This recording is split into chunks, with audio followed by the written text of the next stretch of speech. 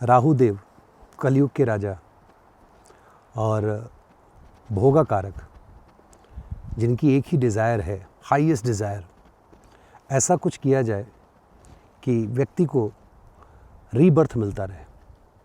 और आप सोचो कि अगर वही राहु देव आपके 4, 8, 12 के ट्राइन में बैठ गए, 4 में, 8 में या 12वें भाव में, जिसको मोक्ष त्रिकोण कहते हैं, कितना इंटरेस्टिंग प्लेसमेंट होगा कि वो भोगा कारक प्लैनेट जो ग्रह जो है वो अपने तरीके से इन भावों को इस्तेमाल करेंगे आपसे वो मिस्टेक कराने के लिए जिसके बाद आपको मोक्ष न मिल करके या स्पिरिचुअल ग्रोथ न मिल करके आप भोगा के पीछे, सांसारिकता के पीछे आप चलते रहेंगे। आज इसी विषय पे बात होगी कि राहु देव का 4, 8, 12 में होने का क्या मतलब है। पहले राहु देव को समझते हैं। भाई समुद्र मंथन हुआ, हम सब जानते हैं, सर्प को यूज़ किया गया, अपने पूर्व जन्म के कोई कर्म रहे होंगे उनके, जिसकी वजह से 2 पार्ट में जो है कंप्लेन करके सन मून के कंप्लेन पे जो है कट कर दिए विष्णु जी ने।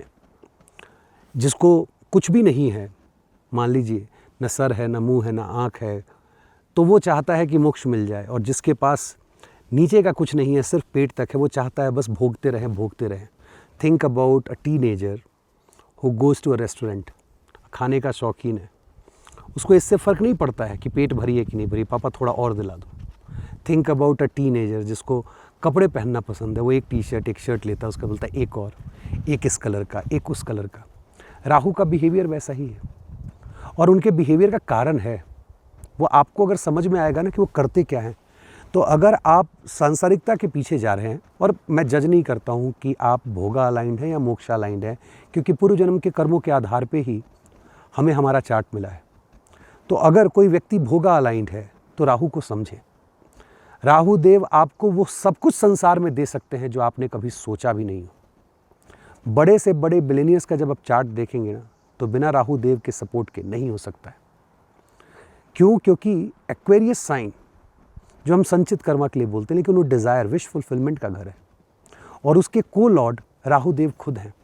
शनि देव ने ये तय किया कि कर्मों के जो फल के जो रिजल्ट आने वाले हैं वो तो मैं दूंगा ही, बट ये राहु के पास भी रहेगा।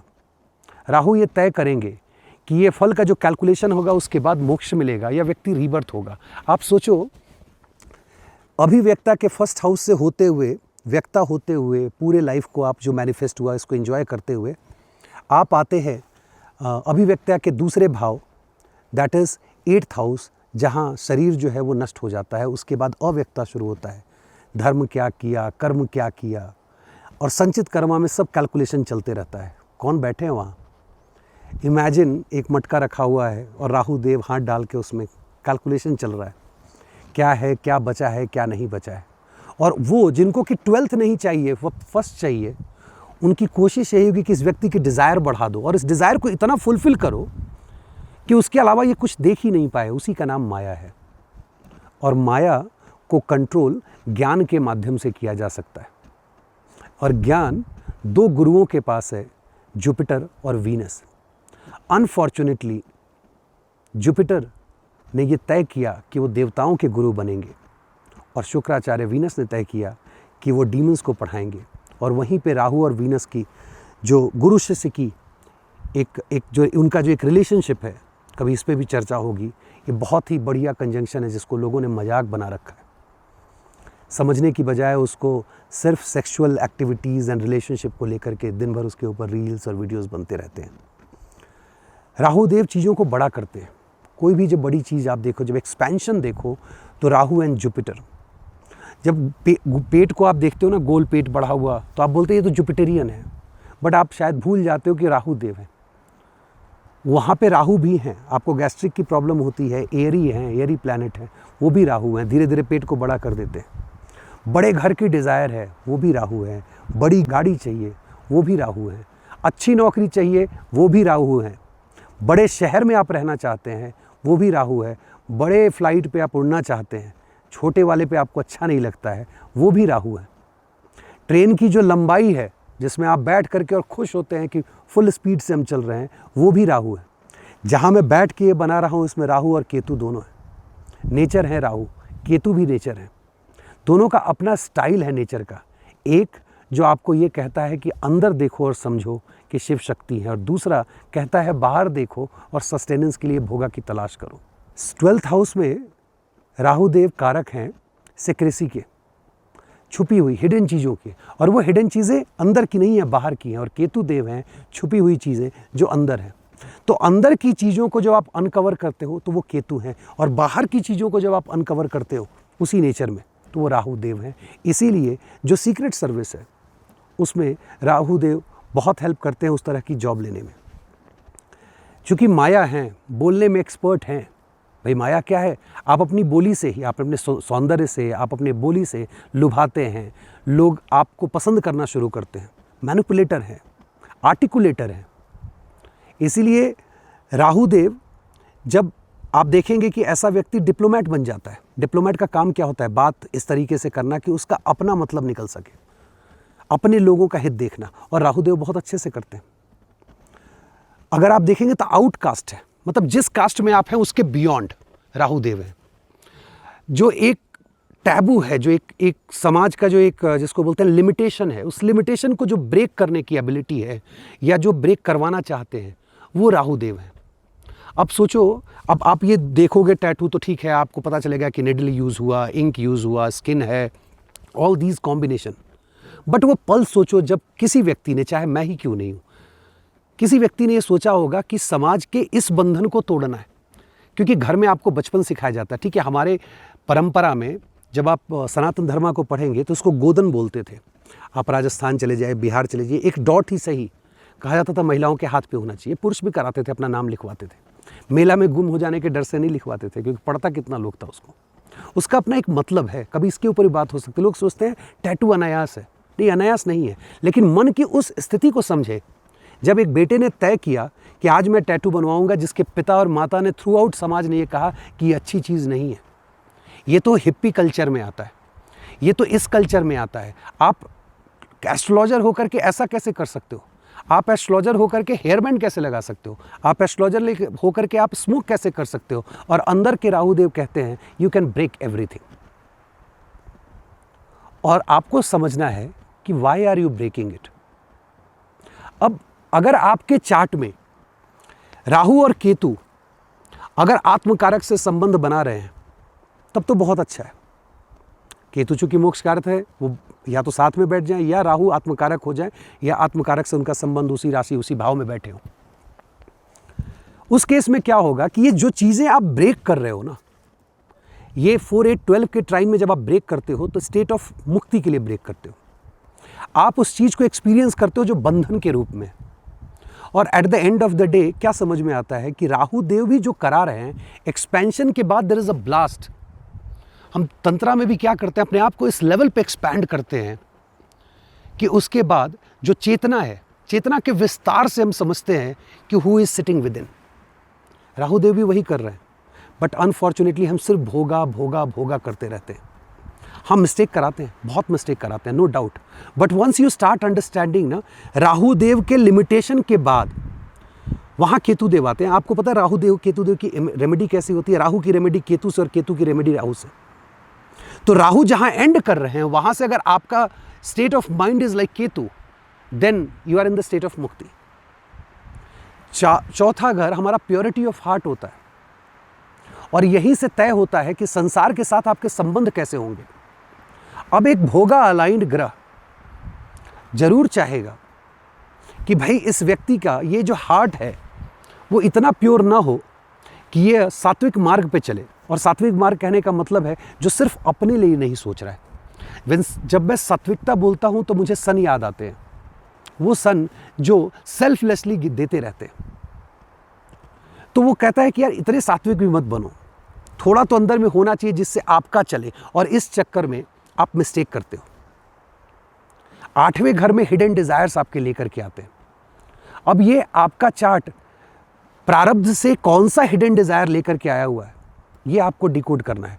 किसी पुरुष की बात करें तो महिला का हिडन डिजायर हो सकता है, किसी को जिसको बोलते हैं अकूत धन का आपको हिडन डिजायर हो सकता है, किसी को अपने गुरु का डिजायर हो सकता है, किसी को एस्ट्रोलॉजी का डिजायर हो सकता है, किसी को रिसर्च का डिजायर हो सकता है। आपका डिज़ायर क्या है ये आपके प्रारब्ध और आपका चार्ट भोगा या मोक्षा अलाइन है उस पर डिपेंड करता है।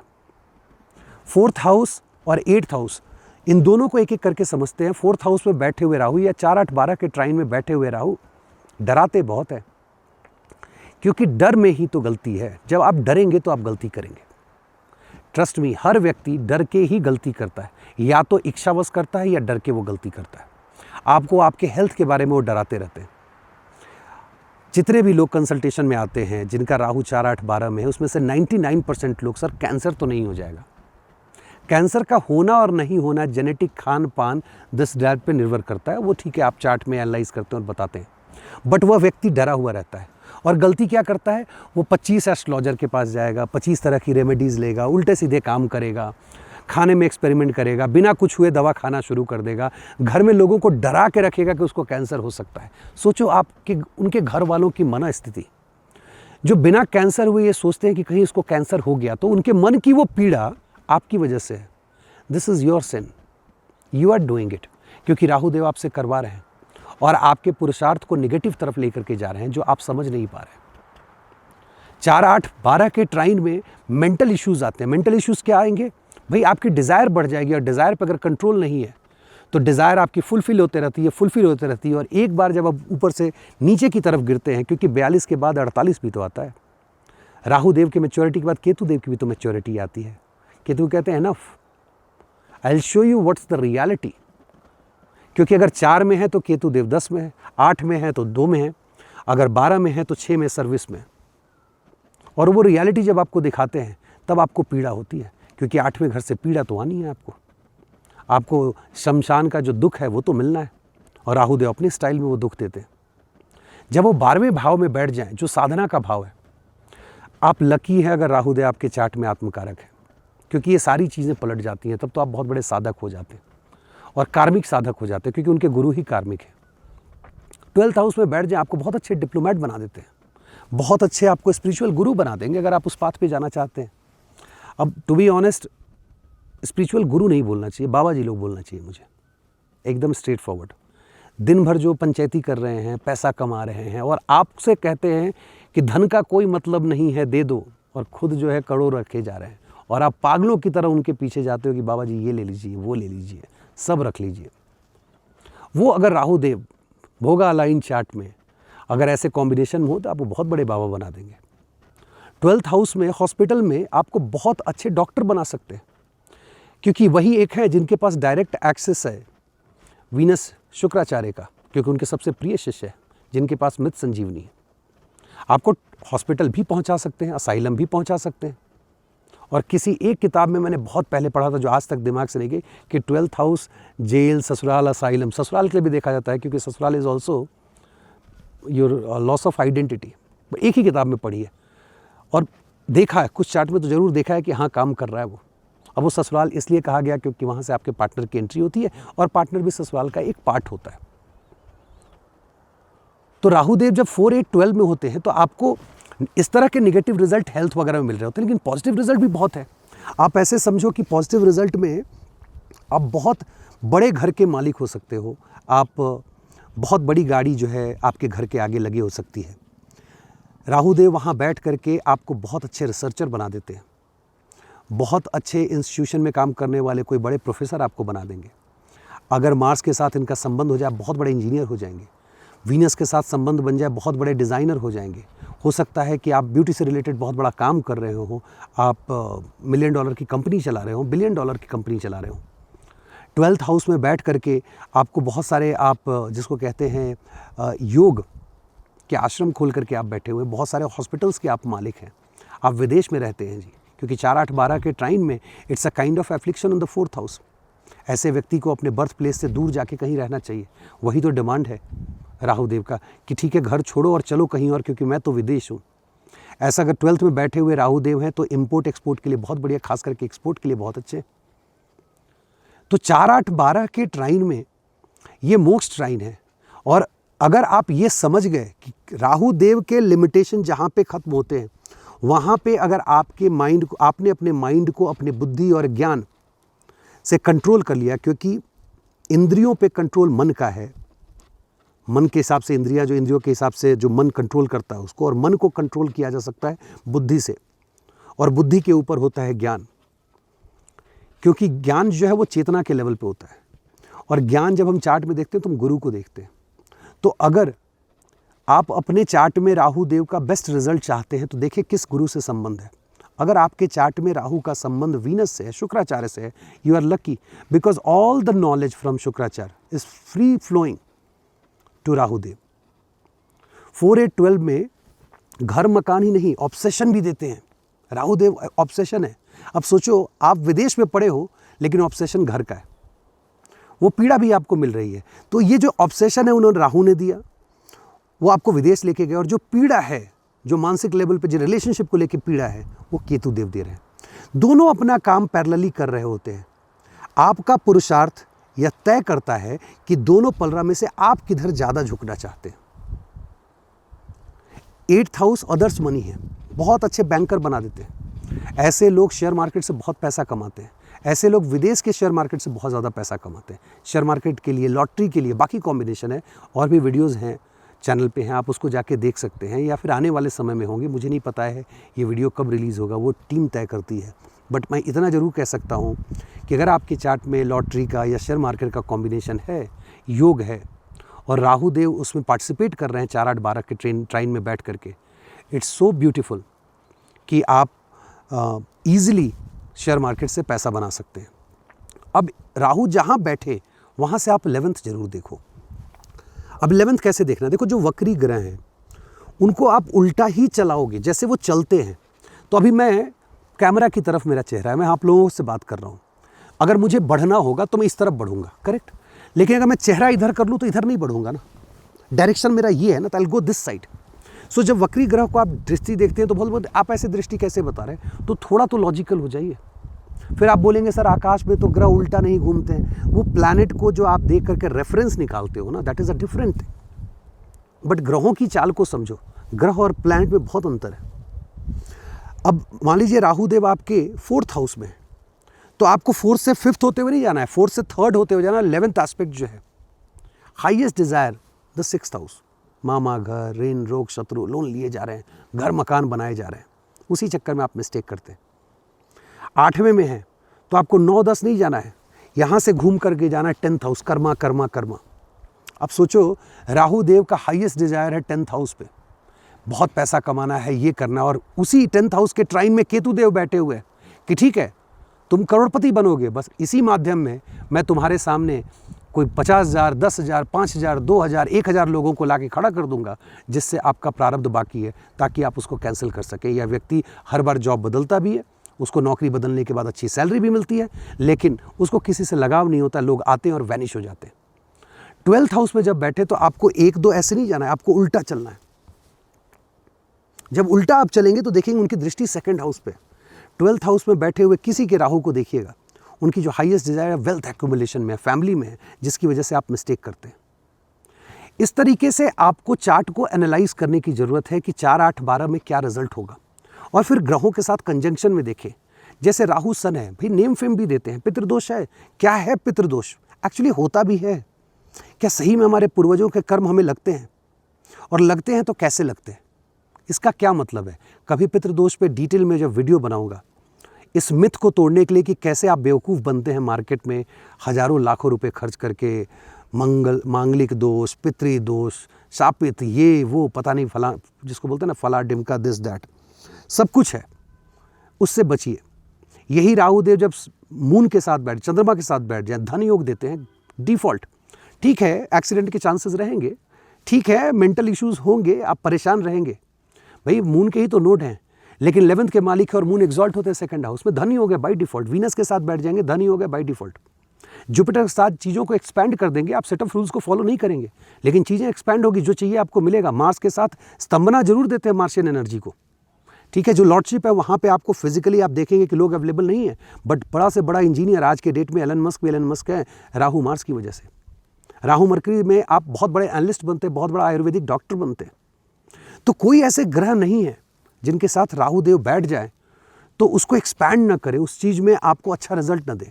दुर्भाग्यवश हर बुरी चीज़ जो हमारे लाइफ में होती है, हम उठा के राहु देव पे डाल देते हैं। कहते हैं राहु की महादशा, राहु की अंतर्दशा, राहु का गोचर उसकी वजह से हो रहा है। मैं तो ये सोचता हूँ कि ये ग्रह अगर आसपास बैठे हुए होंगे तो क्या सोचते होंगे, हम पे हंसते होंगे कि यार मैंने कुछ किया भी नहीं और फिर भी ये व्यक्ति मुझे दोष दे रहा है, तो लगता है इससे बढ़िया तो कुछ कर ही देना चाहिए।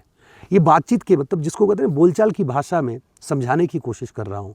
ग्रहों को दोष न दें, अपने प्रारब्ध को समझें, और ये बहुत ज़रूरी है कि प्रारब्ध को समझकर उसे एक्सेप्ट करें, उसको जिए, और फिर स्पिरिचुअल पाथ पे धीरे धीरे धीरे करके आप प्रोग्रेस करें। और राहु देव के इस प्लेसमेंट से you can create wealth, trust me, you can create lot of wealth, but hold your self when you reach to that limit जहाँ से केतुदेव अपना काम करना चाहते हैं। चलिए इसी के साथ आज विदा लेता हूँ। बहुत बहुत धन्यवाद। नमस्कार।